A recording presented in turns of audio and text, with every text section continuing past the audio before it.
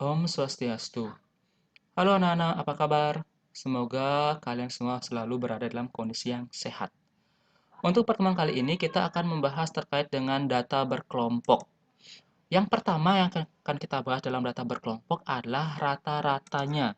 Rata-rata atau istilahnya sering disebut dengan mean selalu disimbolkan dengan bentuk seperti ini. X ada strip di atasnya. Ini dibaca dengan X bar. Dah. Sebelum ke rata-rata data berkelompok, yang pertama, kalian harus ingat kembali bagaimana cara melihat atau menentukan nilai atau interval kelas dari data berkelompok. Yang berikutnya, kalian harus ingat cara menentukan panjang kelas, biasa disimbolkan dengan P. Kalian harus ingat cara menentukan titik tengah, biasa disimbolkan dengan XI. Dan banyak data ataupun jumlah frekuensi itu disimbolkan dengan N. Sebelum menentukan rata-rata data berkelompok, ada pun beberapa langkah yang harus kalian lakukan untuk menentukan rata-ratanya. Langkah yang pertama, kalian harus ingat atau kalian harus bisa menentukan titik tengah kelas interval atau XI-nya. Berikutnya, kalikan frekuensi dengan titik tengah. Nanti pada tabel distribusi frekuensi itu sudah diberikan nilai atau interval dan titik tengah dan frekuensi. Tinggal kalian kalikan. Berikutnya, jumlahkan hasil kali jumlahkan hasil kali frekuensi dengan titik tengah atau biasa disebutkan dengan sigma f fxi. I dari data pertama sampai data ke n. Dan selanjutnya carilah rata-ratanya, data berkelompok. Untuk menentukan rata-rata data berkelompok ini sebenarnya mirip dengan menentukan rata-rata pada data tunggal seperti yang kemarin, yaitu rata-rata jumlah data dibagi dengan banyak data. Hanya saja karena ini dalam bentuk data berkelompok, sehingga jumlah datanya itu merupakan hasil kali dari frekuensi dengan titik tengah. Dan banyak datanya adalah jumlah frekuensinya. Untuk lebih jelas lagi, perhatikan tabel distribusi frekuensi ini. Diberikan seperti ini, ada berapa banyak kelasnya? Banyak kelasnya itu ada 1, 2, 3, 4, 5, 6. Ada 6 kelas. Jika Pak tanya lagi, yang mana kelas interval yang ketiga? Yang mana? Ya, benar. Kelas interval ketiga yaitu intervalnya 13 sampai 17. Kalau yang misalkan ditanyakan kelas interval ke-6, yang mana? Ya, 28 sampai 32. Itu seterusnya. Nah, sekarang dari tabel ini ada frekuensinya seperti ini dengan jumlah frekuensi atau banyaknya data adalah 50. Sekarang kita lanjut langsung ke cara menentukan rata-ratanya. Langkah pertama, menentukan nilai atau interval kelas kan sudah terlihat dengan jelas di sini. Berikutnya, tentukan titik tengah suatu data. Tapi sebelum ke titik tengah, masih ingat gimana cara menentukan panjang kelasnya? Berapa? Ayo coba pikirkan. Ya, panjang kelasnya itu kalian bisa lihat dari kelas interval pertama dulu. Intervalnya adalah 3 sampai 7. Sehingga jika kalian hitung 3, 4, 5, 6, 7, yang di tengah-tengah berapa? Yang di tengah-tengah adalah 5. Ya, sehingga yang pertama pada kelas interval pertama kalian bisa menentukan titik tengahnya adalah 5.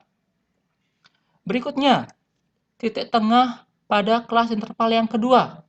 Jika kalian sudah bisa menentukan panjang kelasnya, panjang kelas dari nilai atau kelas intervalnya, kalian bisa dengan mudah menentukan titik tengah dari kelas interval yang lainnya. Hanya dengan cara apa? Ya, betul sekali dengan cara menjumlahkan titik tengah pertama dengan panjang kelas. Begitu seterusnya. Tadi panjang kelasnya berapa? Panjang kelasnya ada 5. Sehingga kalian bisa menentukan titik tengah kelas interval kedua adalah 10. Tinggal dijumlahkan dengan 5. Berikutnya 15, benar. Berikutnya lagi berapa? Ya, 20. Tinggal jumlahkan dengan 5 semua. Selanjutnya adalah 25 dan berikutnya lagi adalah 30. Ya, sudah tepat semuanya. Setelah kalian menemukan titik tengah, langkah berikutnya adalah kalikan frekuensi dengan titik tengah atau F kali XI. Tinggal dikalikan biasa. 6 kali 5 berapa? Ya, 30. Benar. Berikutnya, 12 kali 10. 120. Pelan-pelan, jangan sampai salah mengalihkan. 8 kali 15. 120 juga. 10 kali 20. 10 kali 20. 200. Benar. 9 kali 25. 225. Dan terakhir 5 kali 30.